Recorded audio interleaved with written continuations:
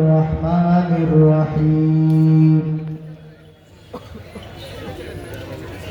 ألف لام ميم ذلك الكتاب لا ريب فيه هدى للمتقين. وقال تعالى أعوذ بالله من الشيطان الرجيم بسم الله الرحمن الرحيم إنا أنزلناه في ليلة القدر وما أدراك ما ليلة القدر ليلة القدر خير من ألف شهر. وقال النبي صلى الله تعالى عليه وسلم خيركم من تعلم القرآن وعلمه. رب اشرح لي صدري ويسر لي أمري واحلل عقدة من لساني يفقهوا قولي رب زدني علما.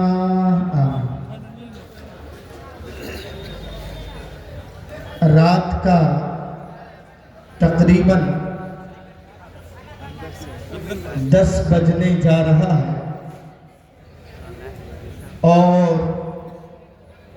آپ لوگ اتنی بڑی تعداد میں مل کر بیٹھ کے قرآن و حدیث کی باتیں سن رہے ہیں. یہ اس بات کی دلیل ہے کہ آپ لوگوں کو قرآن و حدیث سے محبت ہے. آپ قرآن اور حدیث سننا چاہتے ہیں. اس کی محبت ہمارے اور آپ کے دلوں میں. مجمع ہلہ گلہ بند کیجئے. ادھر دیکھیں قرآن و حدیث کی بے ادبی ہو رہی ہے.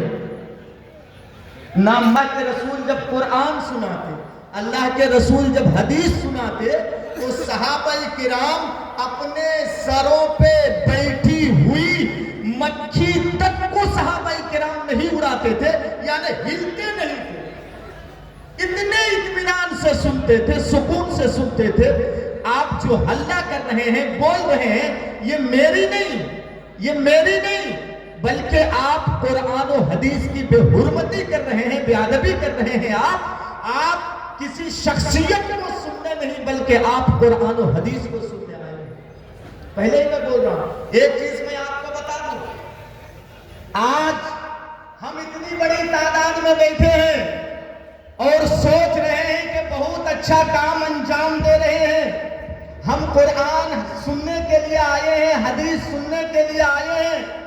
لیکن میرے بھائیوں, اگر دیکھا جائے تو ہندوستان کے اندر نہیں, ہندوستان ہی کے اندر نہیں بلکہ بین الاقوامی سطح پر, انٹرنیشنل لیول پر اگر دیکھا جائے تو دنیا کے کسی بھی کونے میں مسلمان امن و سکون اور راحت کی 2 سانسیں لیتا ہوا نظر آپ کو نہیں آ رہا.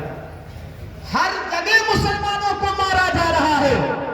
سوشل میڈیا کا زمانہ ہے, انٹرنیٹ کا زمانہ ہے. آپ گھر بیٹھے بیٹھے پوری دنیا کی خبر لے سکتے ہیں کہ کہاں کیا ہو رہا ہے, کہاں کیا نہیں ہو رہا. چلیے, جب بات آ گئی تو میں اسی حدیث سے اپنی تقریر کو شروع کر رہا ہوں. آج جو ہم سوچ رہے ہیں نا کہ بہت بڑی تعداد میں ہیں, بہت بڑا کارنامہ ہم نے انجام دے دیا.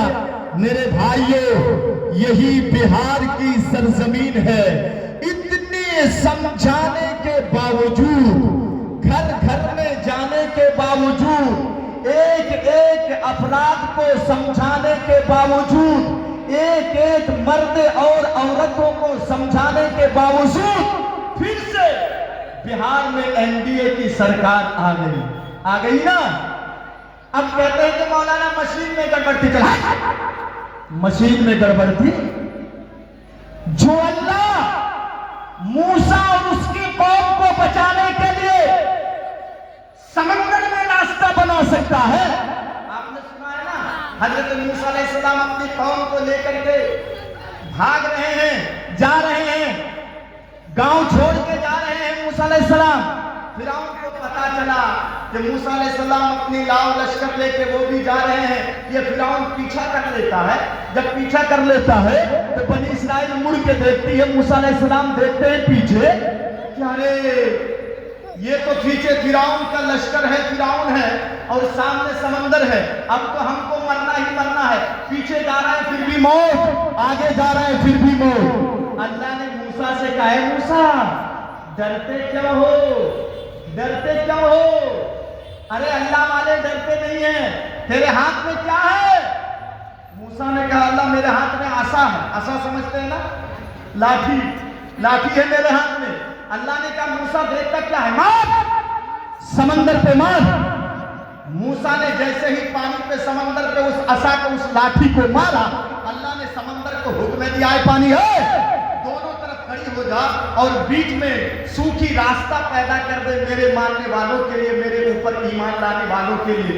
میرے بھائیوں جو اللہ والوں کو بچانے کے لیے، اللہ سے پیار کرنے والوں کو بچانے کے لیے جو اللہ سمندر میں راستہ بنا سکتا ہے، وہ اللہ کیا مسلمانوں کو بچانے کے لیے بگڑی ہوئی EVM مشین کو ٹھیک نہیں کر سکتا؟ ہاں، مسلمان اگر ایمان ہونا تو پانی میں اگر مسلمان پھونک مار دے تو پانی میں آگ لگ جائے گا. یہ ہونا چاہیے تھا ایمان. تو چلیے ہم جو کہہ رہے ہیں کہ نہیں ہم